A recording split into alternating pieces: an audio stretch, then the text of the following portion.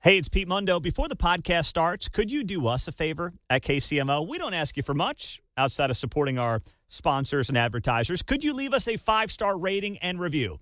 Apple, Spotify, wherever you get your podcasts. Helps us a lot. We so appreciate you doing that. Yeah, it stinks. You know, it's really not good. I feel bad for people who lose their jobs in any line of work, whether it's somebody in manufacturing, whether it's somebody in retail, whether it's somebody who is at a restaurant, somebody in radio, somebody in finance, anybody, anywhere that loses a job. A goalie who gives up the game-winning goal last night to Canada. Yes, exactly. I feel bad for even professional athletes who lose their jobs. I do. But my goodness, have you ever seen an overreaction and an over-coverage of a story like we have seen over the last 12 to 24 hours here in Kansas City when it comes to 60 IRS employees losing their jobs, maybe upwards of 100, and it might be hundreds more. It's entirely possible. But we have about 30,000 federal workers in the Kansas City area.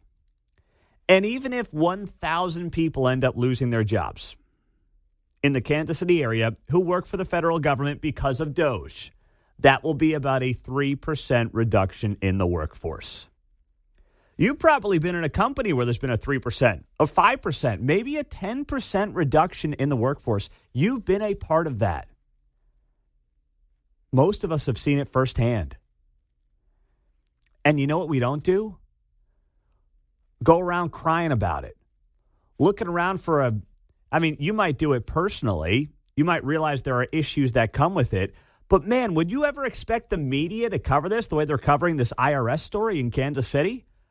My goodness. So, yesterday, the news comes down that 60 employees were let go. Those were the initial numbers. Then it got up to about 100 people that were let go from the IRS here in Kansas City. This, of course, coming with Donald Trump, Elon Musk, DOGE, looking to reduce the national workforce because we're running $2 trillion deficits. We don't have the money to pay these people. We've got to get our house in order, and difficult decisions have to be made.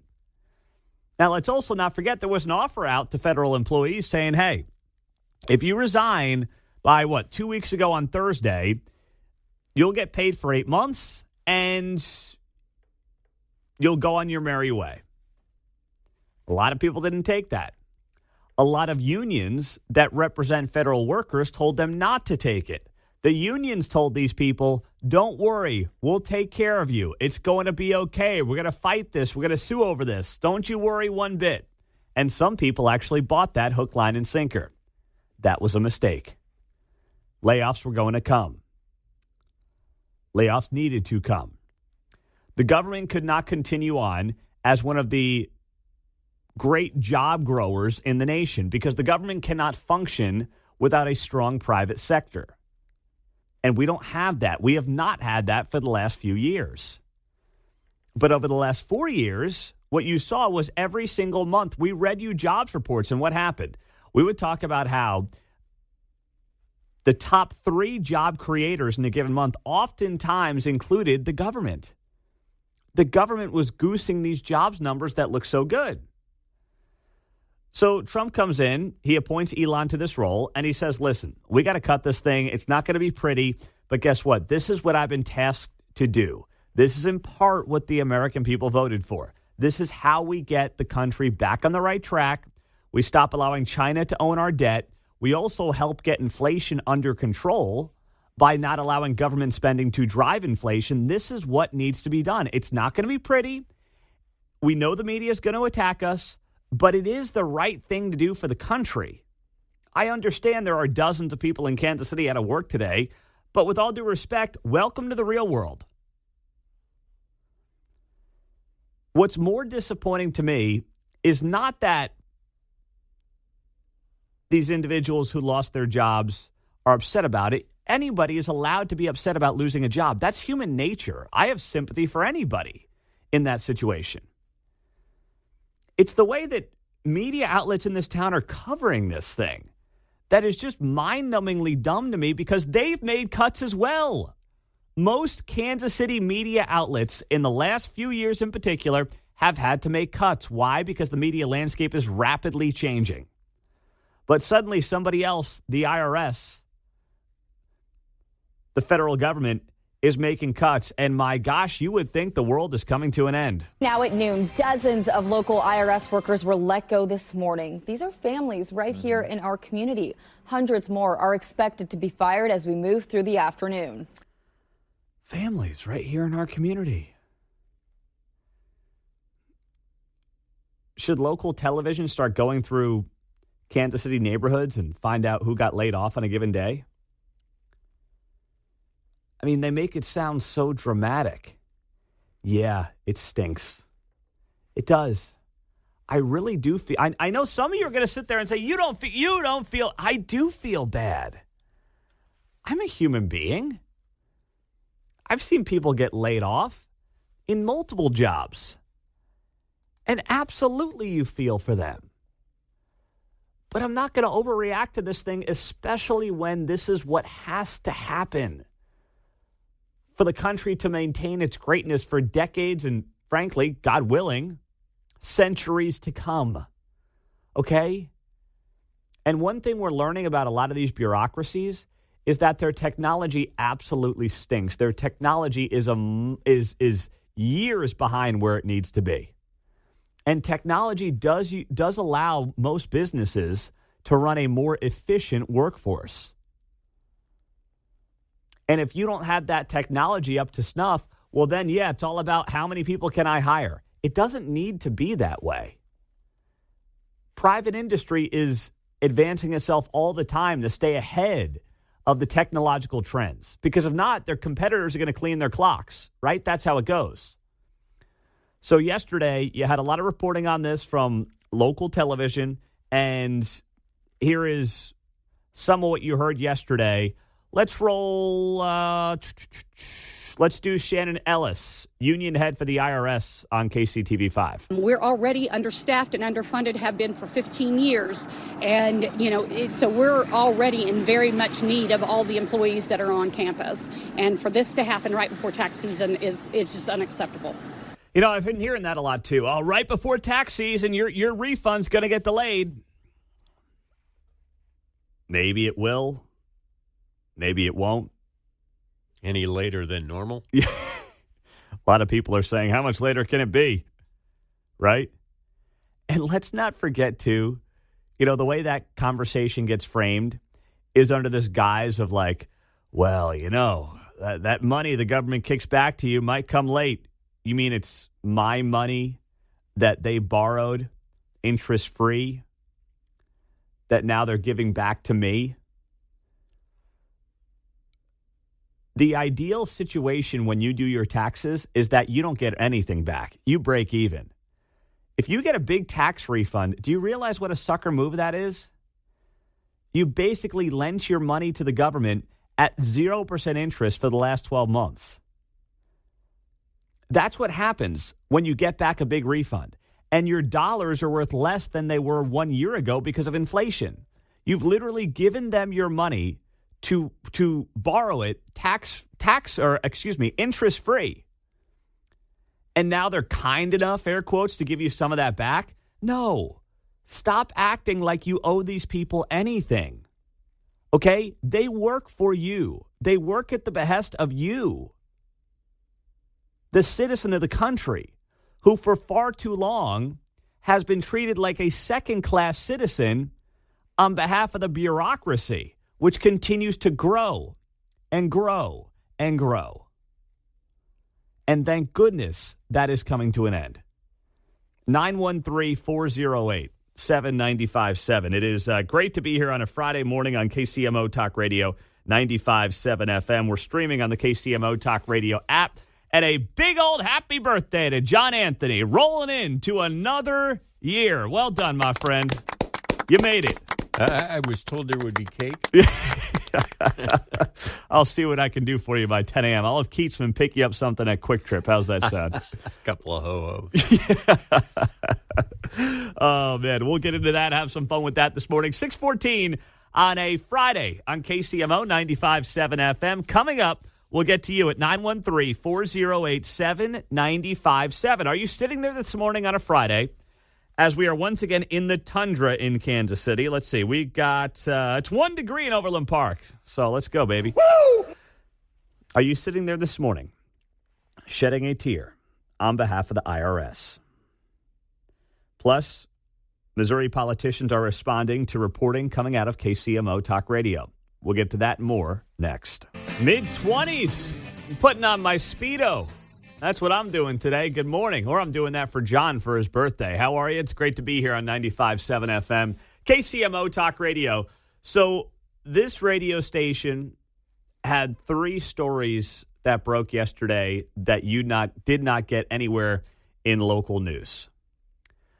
We told you, and I broke the story to start the show yesterday, around a lawsuit that is about to be dropped from Jackson County lawmakers against County Executive Frank White as they try to, I believe, get the county executive to resign.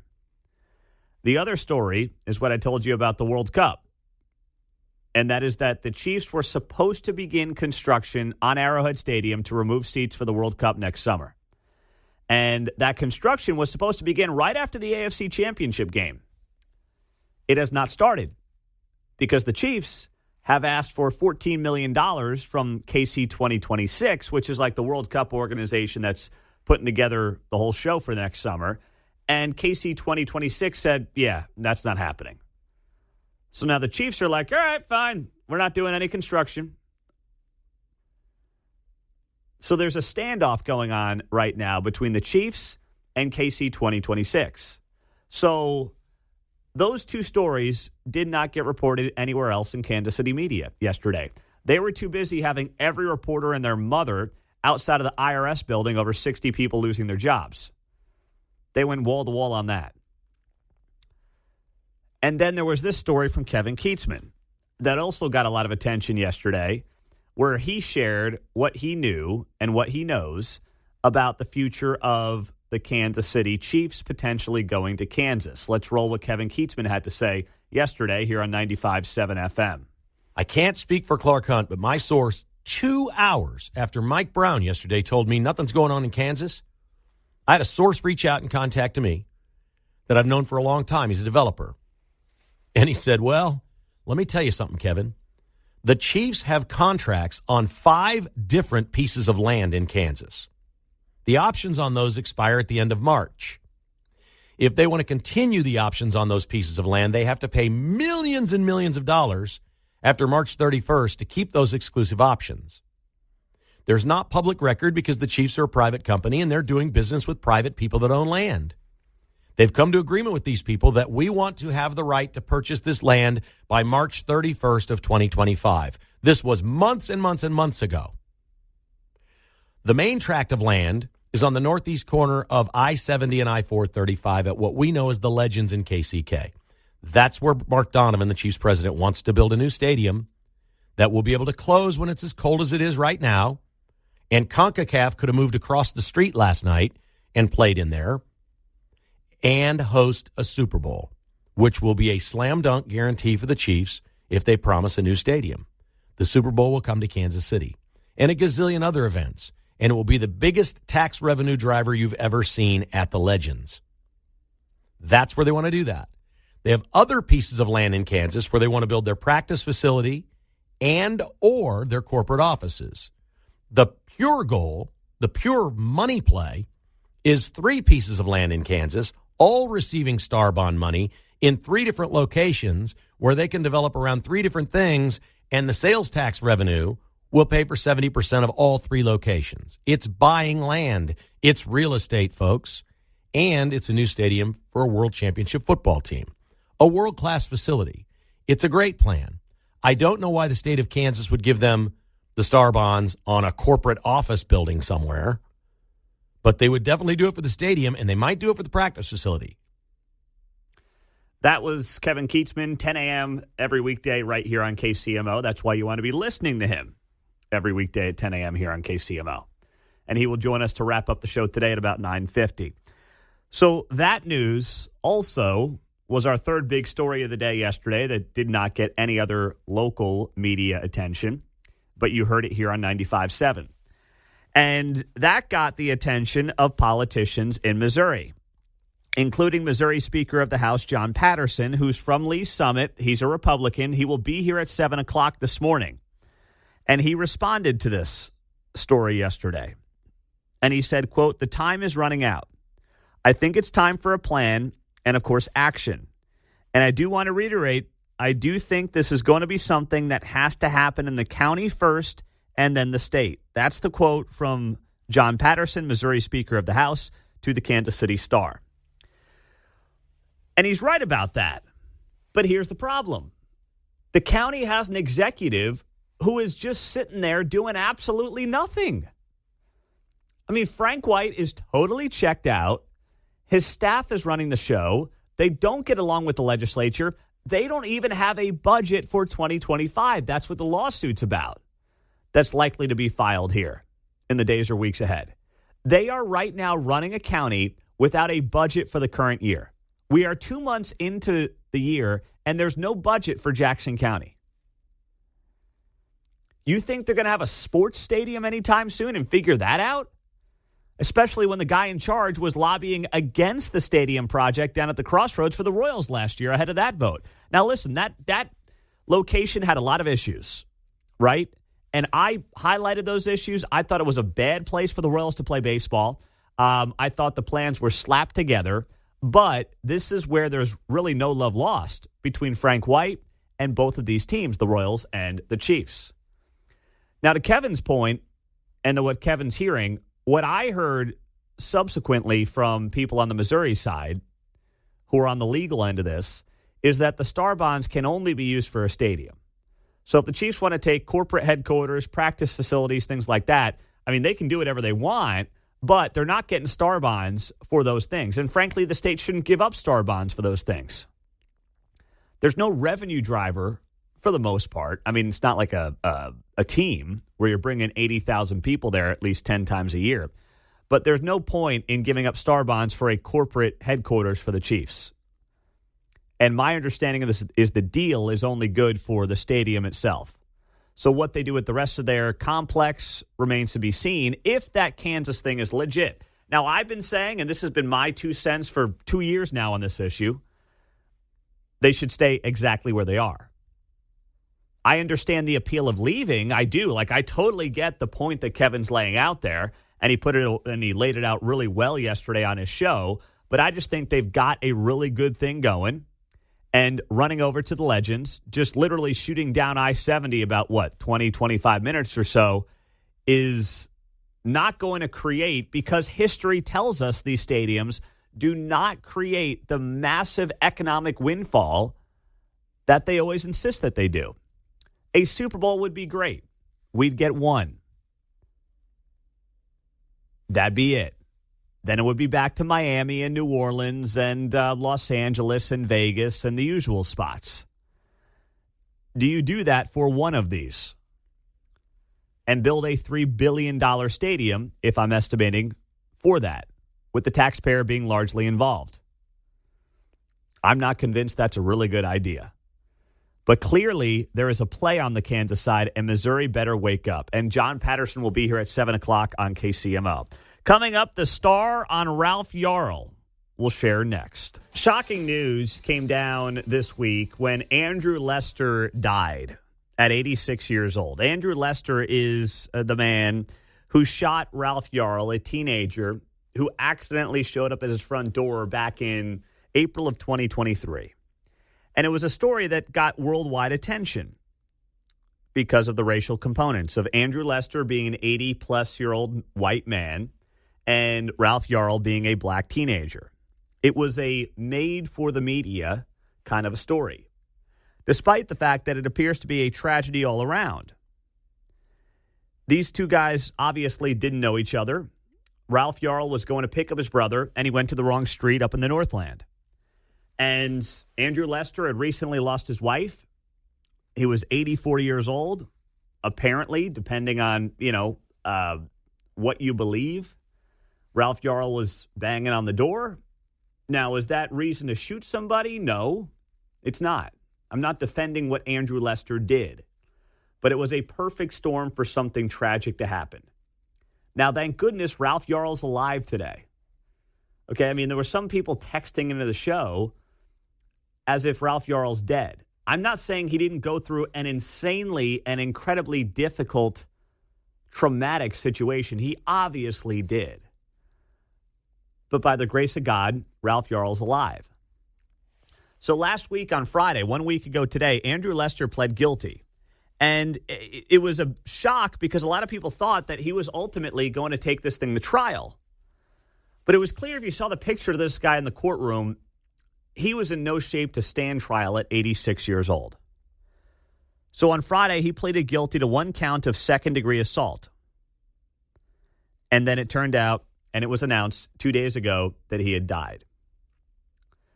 So the Kansas City Star writes this piece yesterday in the editorial section, and it comes courtesy of Toriano Porter. I know you're maybe surprised as to where this might be going. No. Show some RESPICT. And he writes the headline, after Andrew Lester's death, never forget Ralph Yarl is the true victim in this case. Has anybody made the case that Ralph Yarl was not the victim in the case? I mean, Ralph Yarl's the one who got shot. It's like me reminding the guys today, hey, do not forget, fellas. Do not forget the sky is blue, grass is green. All right? Don't forget any of that because it's very important to be reminded of that before we get on the air today. The snow outside is white. It's like, why is this guy pointing out the obvious to me, John? An What's he amazing doing? grasp of the obvious. Ladies and gentlemen. Thank you very much. Thank you very much. Yeah. Well done there. So I start reading through the piece, and I'm thinking to myself, okay, what's the purpose of this? We all know that Ralph Yarl got shot in the head. It's a miracle he's alive. He's clearly a victim here. No one's making Andrew Lester out to be a victim, but what I will say is that he's not the racist that they've made him out to be. Or let me rephrase that. It's not that he's not a racist. I don't know if he's a racist. I don't know what is in or was in Andrew Lester's heart. What I do know is that pointing to this shooting as nothing but racial is insane. And the only evidence we have that Andrew Lester might have some bad racial feelings in his body is his grandson going on the news and saying, he used to watch Fox News. Oh, so that makes him a racist? It's only the most popular news channel on cable television. It only does more than double what MSNBC and CNN do combined. That makes him a racist? In fact, the court documents showed that Andrew Lester, when he was talking to authorities the night of the shooting, was very concerned about the well-being of Ralph Yarl. And the notion that he was like some vigilante going through his neighborhood trying to hunt down a young boy of color, it's like, no, that's not what this story's about. So all I'm saying is I don't know what's in or was in Andrew Lester's heart. But I know this much. The way that people have thrown everything at this guy and called him clearly a racist, well, that evidence was never there. And it's what Ralph Yarl's family did in their statement 2 days ago. I mean, they went right after it. They went right after Lester, and they made the accusations that this guy was basically a racist. And I thought that was totally unfair. The Yarl family statement read, the news of Andrew Lester's passing brings a mix of emotions, but it does not bring justice.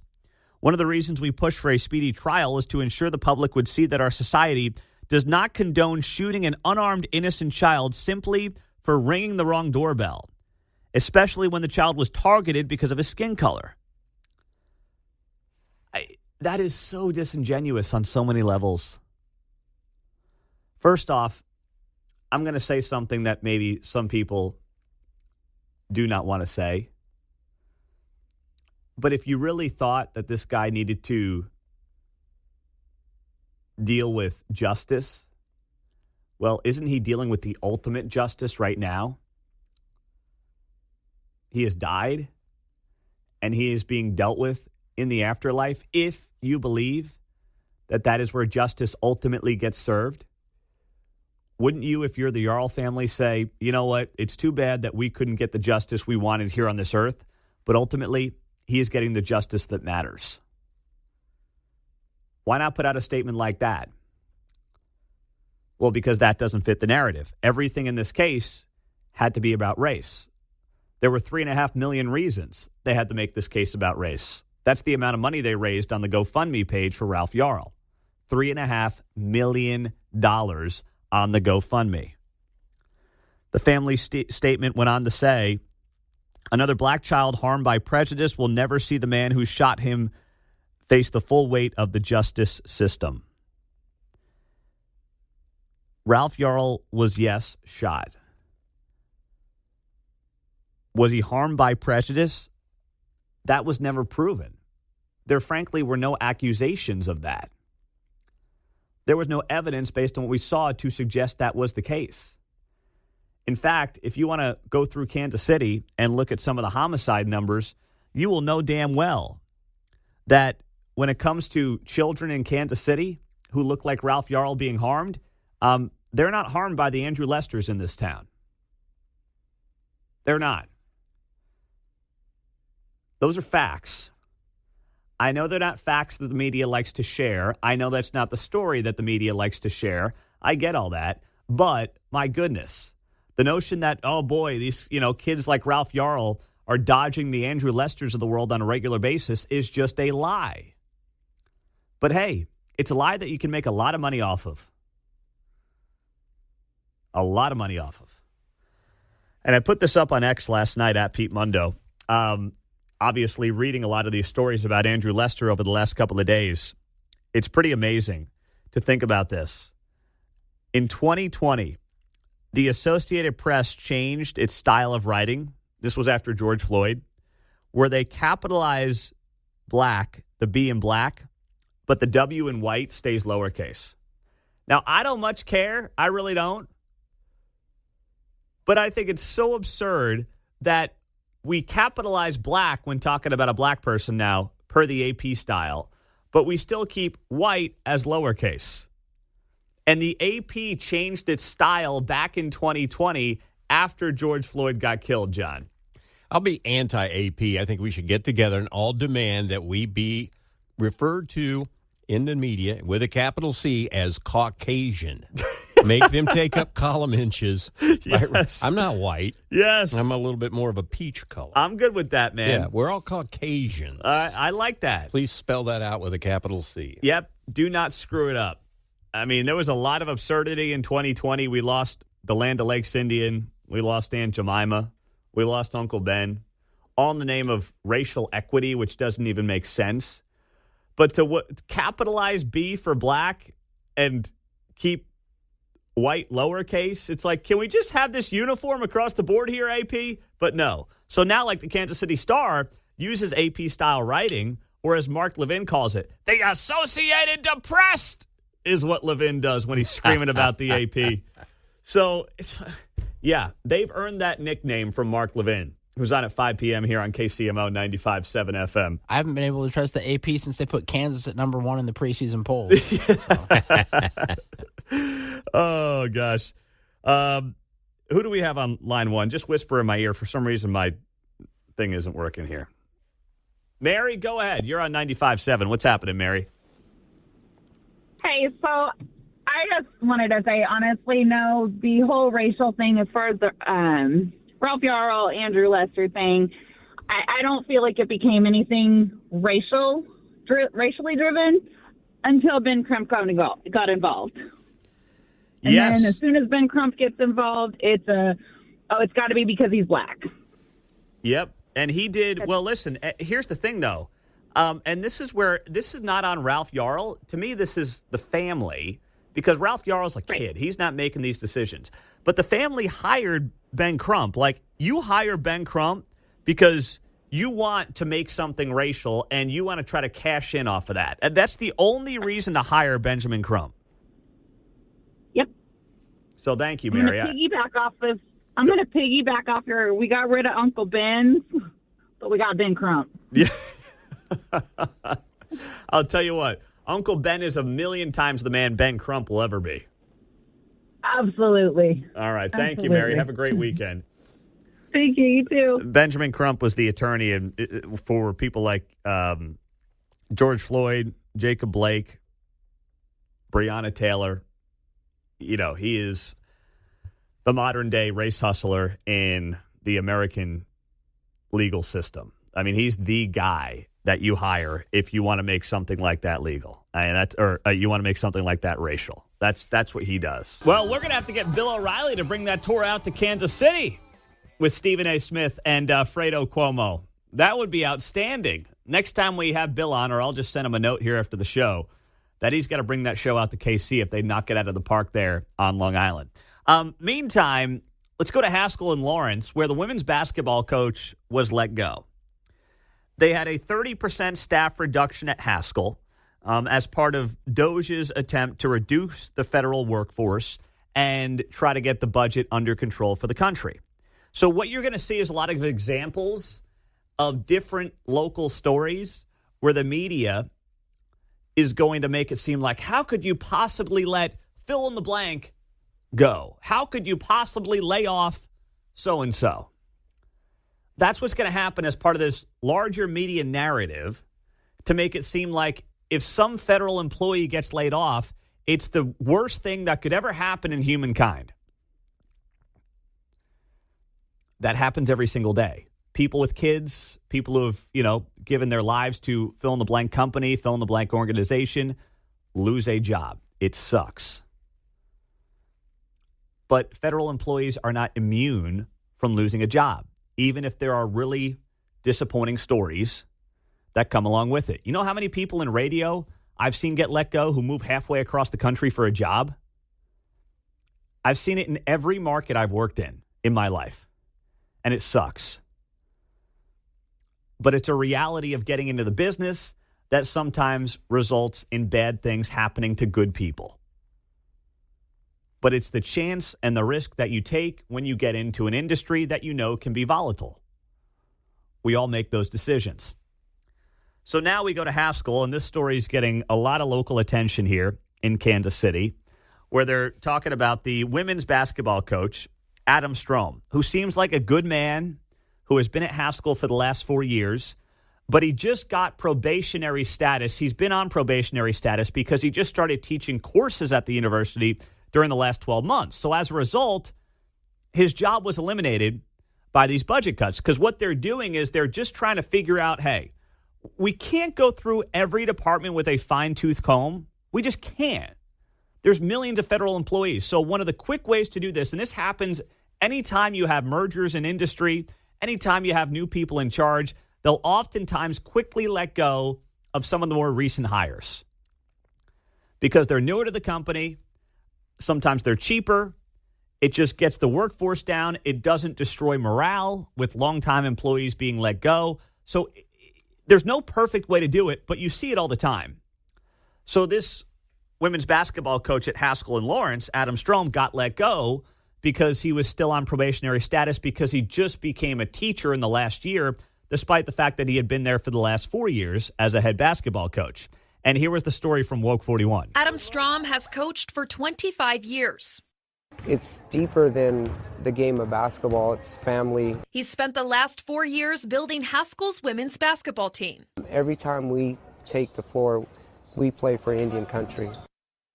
He started with seniors like Mak Piawi Irving. He's one of the best coaches that I've played with. But Coach Strom and his players learned last week his position was terminated.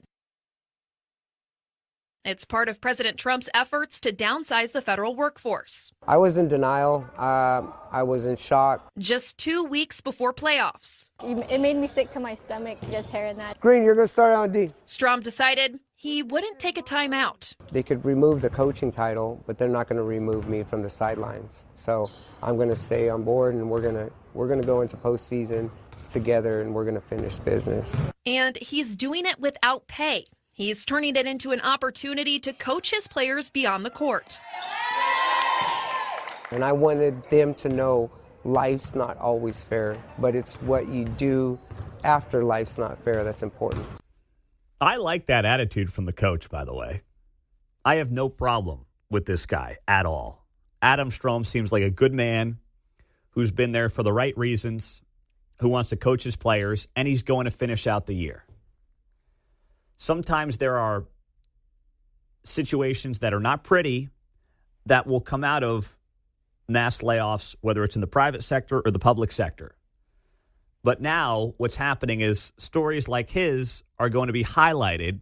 And you know as well as I do, the broader point is to push the narrative that, oh my goodness, we can't possibly lay anybody off from the federal government because look at the poor women's basketball coach at Haskell. And I feel bad for the man. I do. And to his credit, he said all the right things there. He said life's about what you do after something unfair happens to you. It's a great life lesson. And there's a GoFundMe for him that's already raised like $8,000. The goal was $8,000, and it's raised $8,500. Now, it can't go directly to him because as a federal employee, you can't do that, but it goes to someone in his family, as far as I can tell, that then will be directed towards him, I'm sure. But I've got no issue with the guy himself. I'm just sitting here looking at this and saying to myself, okay, the media is going to find some IRS employee today, I'm sure, who's got a sob story. And yes, it's going to be sad. This is an unfortunate situation. But you know what else is an unfortunate situation? The fiscal crisis the country finds itself in. And there's no pretty way or easy way to do it without having situations that are unfortunate unfold. So let's not lose sight of the broader point here and the broader picture here. 913-408-7957. News in a minute. Then we'll get to more with you here on 95.7 FM. Well, it's a good point on the text line. Hey, Pete, can Adam Strom, the head coach at Haskell for the women's basketball team, who was just laid off and is getting a lot of local media attention because, of course, it fits a certain narrative that, oh, my gosh, Donald Trump's firing the Native American women's basketball coach at Haskell. Can he get an NIL deal? Fair point. I don't know how that works at that level of basketball. But I would say, hey, could he hook on with the KU women's basketball team?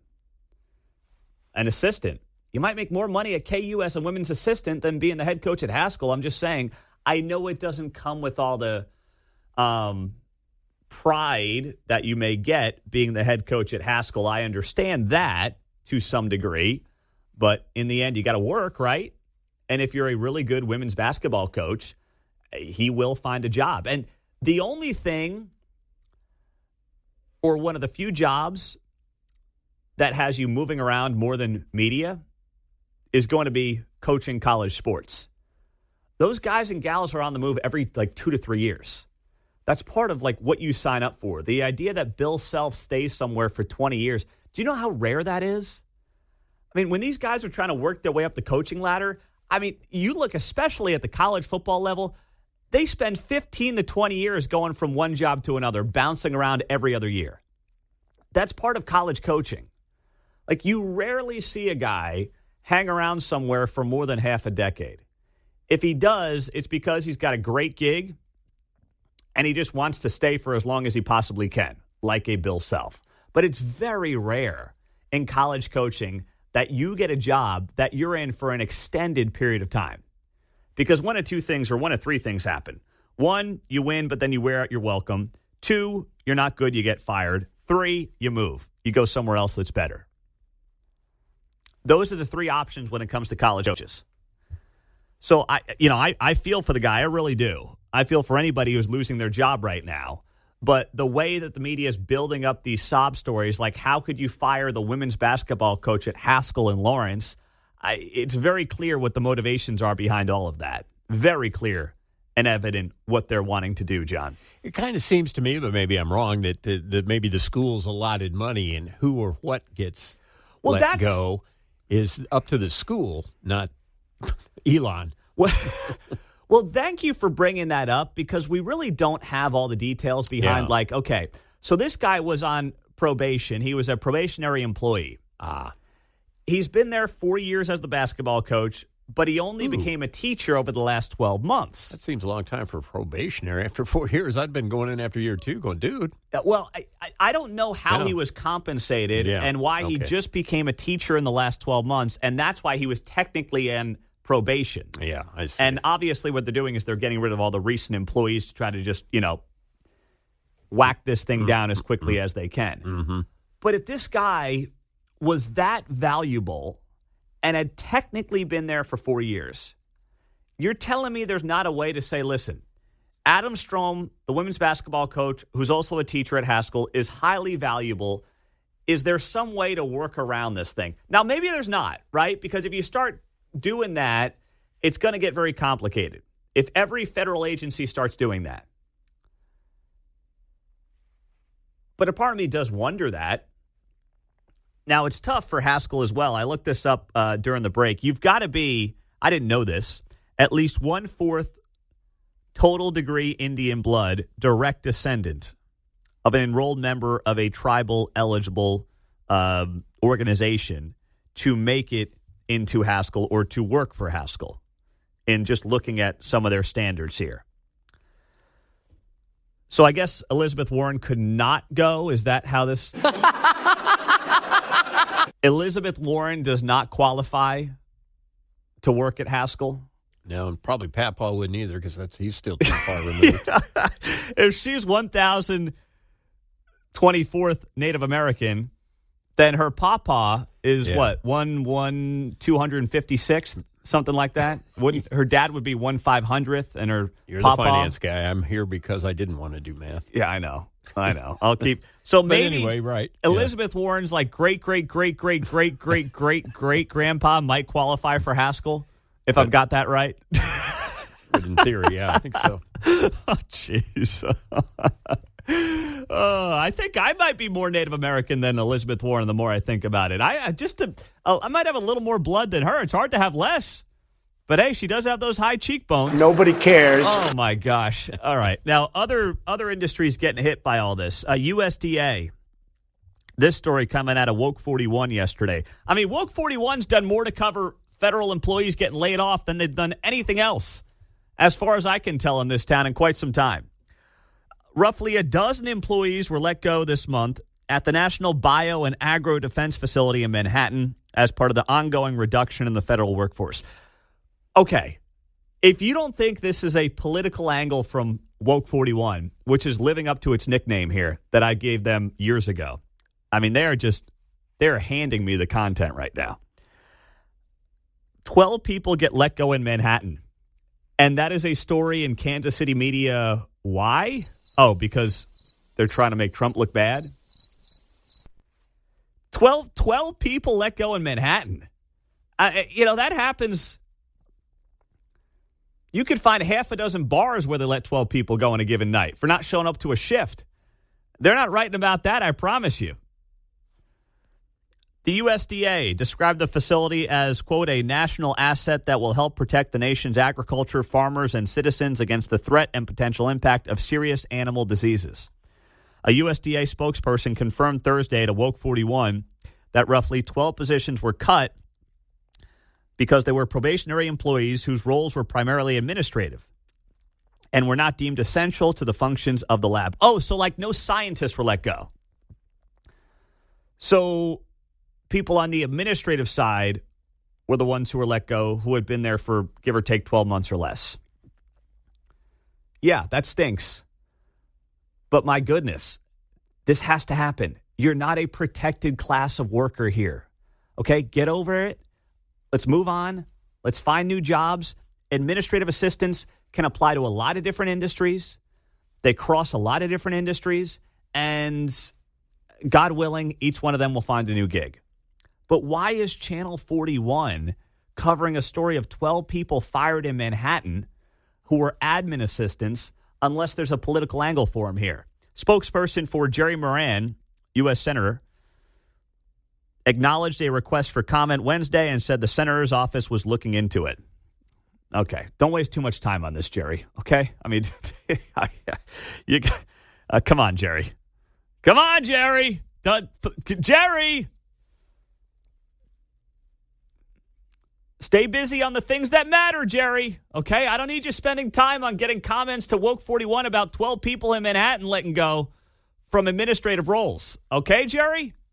All right? Easy does it. How dare you? Oh, thank you, Jerry. 913-408-7957 is our studio line and our text line on KCMO Talk Radio 95.7 FM. We're always streaming on the KCMO Talk Radio app. It is John Anthony's birthday this morning, so if you're going to call up the show, all I ask is that you wish John. Don't call him just to wish him a happy birthday, please. Then he's going to get ornery and he's going to get annoyed at me for saying this. But if you call the show to add something to the show, please do wish John a happy birthday. That will get you to the front of the line this morning. And it's a big one for him. It's the big 6'5". So now he's fielding a bunch of calls, and now he's going to yell at me during the break. Did you get him anything for his birthday there, Mark? I kind of forgot, to be honest. I'm going to give him a pat on the back here. A pat on the back. Should we get him a double Big Mac? If his doctor allows. Yeah. I'm not sure the heart doctor would be cool with that after his quadruple bypass a couple of years ago, but hey.